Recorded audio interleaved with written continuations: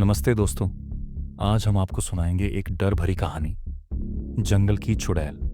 यह एक सच्ची घटना पर आधारित है, जिसमें एक भयानक चुड़ैल का सामना एक आदमी ने किया। तो चलिए शुरू करते हैं। ये कहानी मेरी माँ ने मुझे सुनाई थी, जो एक छोटे से शहर में पली बड़ी थी। उनका शहर कई रहस्यमय कहानियों से भरा पड़ा था और ऐसा कहा जाता था कि वहाँ कुछ बुरी शक्तियाँ भी वास करती थीं। ऐसी ही एक खौफनाक घटना का सामना मेरे नाना जी को करना पड़ा था।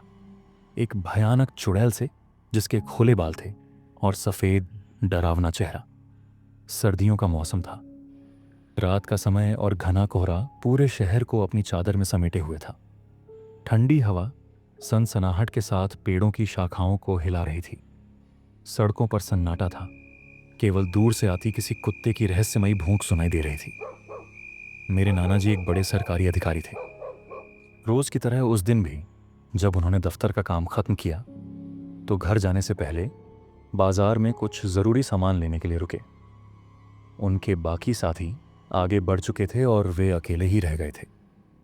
जब सामान खरीदते खरीदते घड़ी पर नजर पड़ी तो उन्हें एहसास हुआ कि बहुत देर हो चुकी है। उन्होंने सोचा कि अगर जंगल के रास्ते से जाया जाए तो जल्दी घर पहुंच सकते हैं। हालांकि यह रास्ता बेहद सुनसान और डरावना था, लेकिन उन्होंने गाड़ी उस तरफ मोड़ दी। अंधेरा घना हो चुका था।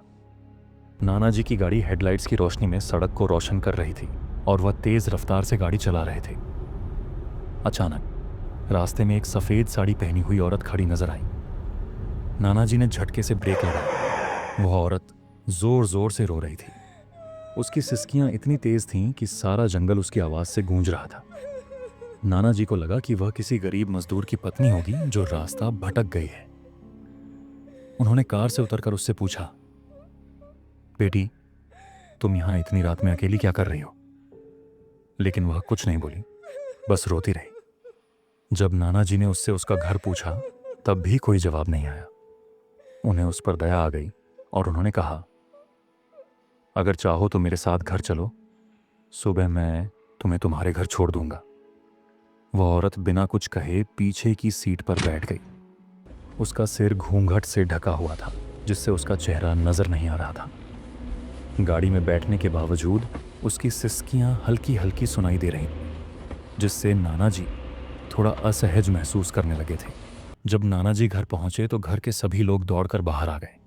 सबने पूछा कि वह औरत कौन है, तो नाना जी ने पूरी बात बताई। नाना जी ने कहा कि आज रात यह यहीं रुकेगी और खाना यही बना देगी। माँ को उस औरत पर थोड़ा शक हुआ। उन्होंने सोचा कि शायद वह कोई चोर हो जो रात में मौका देखकर घर से कुछ चुरा ले। माँ ने उसे रसोई में जाने के लिए कहा और वह बिना कोई जवाब दिए चुपचाप चली गई। लेकिन जैसे ही वह रसोई में गई, वहां से अजीब अजीब आवाजें आने लगीं।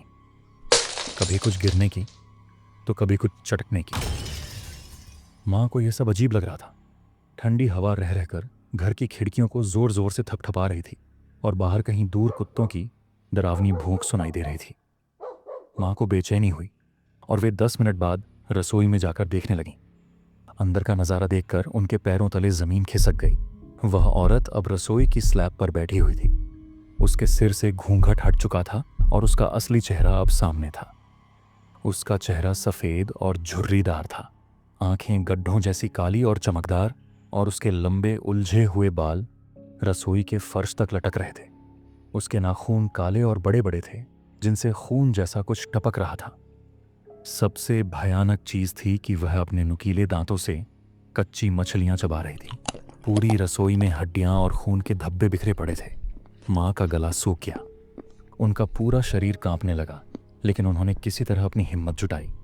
उन्होंने चूल्हे में जलते हुए कोयले को उठाया और उस पर फेंक दिया। जलते हुए कोयले की आग पड़ते ही चुड़ैल भयानक चीखने लगी। उसकी आवाज इतनी तेज थी कि पूरे मोहल्ले में गूंज गई। घर के सारे लोग भागकर आए और सब ने उसे देखा। वह अपने लंबे नाखूनों से दरवाजे को नोचने लगी, लेकिन माँ ने हिम्मत नहीं हारी। उन्होंने जलती हुई लकड़ी उठाई और उसकी ओर बढ़ी। आग देखकर चुड़ैल पीछे हटने लगी। उसने एक जोरदार चीख मारी और हवा में उछलकर जंगल की ओर भाग गई। उसकी चीखें दूर तक गूंजती रहीं और फिर धीरे धीरे गायब हो गईं। सभी घर वाले डर के मारे कांप रहे थे, लेकिन माँ की बहादुरी की सबने तारीफ की। अगर उन्होंने सही समय पर हिम्मत नहीं दिखाई होती तो शायद उस रात कुछ बहुत बुरा हो सकता था। उसके बाद से घर के लोगों ने कभी भी रात में किसी अजनबी को घर में घुसने नहीं दिया, और जंगल के उस रास्ते पर जाने से सभी ने तौबा कर ली।